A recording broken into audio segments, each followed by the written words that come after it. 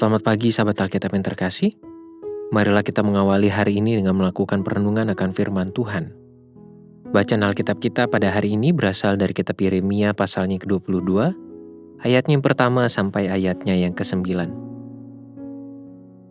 Beginilah firman Tuhan. Pergilah ke istana Raja Yehuda dan sampaikanlah di sana firman ini.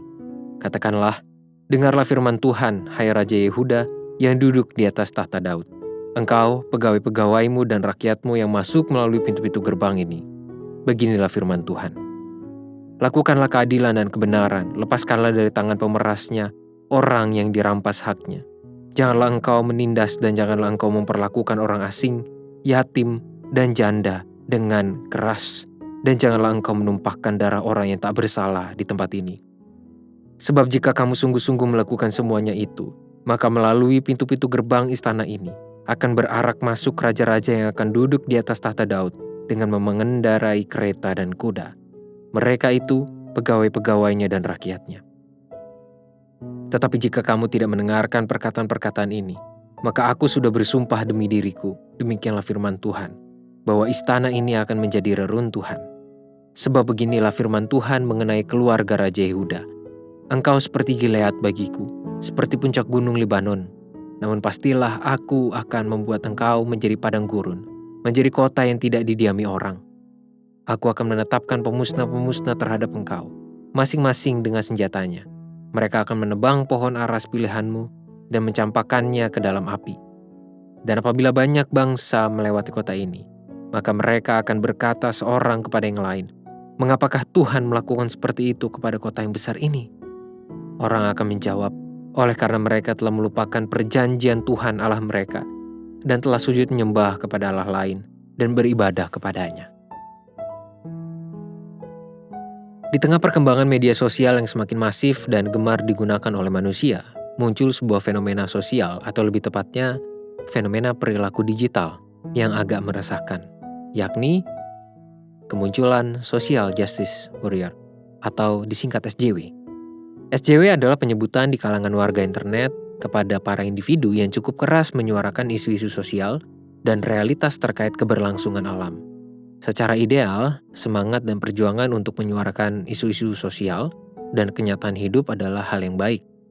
Namun permasalahannya muncul ketika segala cuitan dan suara-suara perjuangan yang dihadirkan di ruang-ruang digital itu tidak beriringan dengan kenyataan yang ditampilkan dalam ruang konkret. Ketidakselarasan semangat perjuangan isu-isu sosial dengan kenyataan hidup yang diciptakan juga menjadi salah satu fokus utama dalam kritik Nabi Yeremia. Itulah mengapa pada ayat 3 kita melihat sebuah seruan tegas untuk memperbaiki kondisi sosial dan membenahi sistem kebenaran keadilan di tengah lingkungan kerajaan Yehuda.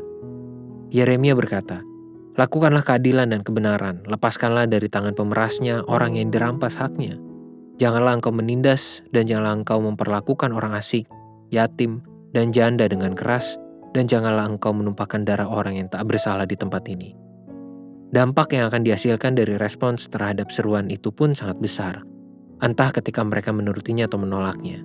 Intinya adalah, Tuhan melalui Yeremia begitu menginginkan mereka untuk menciptakan kenyataan hidup yang benar dan adil, serta menjawab permasalahan sosial secara nyata. Sahabat Alkitab, kita dihadirkan di dunia ini bukan untuk menikmati kasih Tuhan secara eksklusif dan egosentris.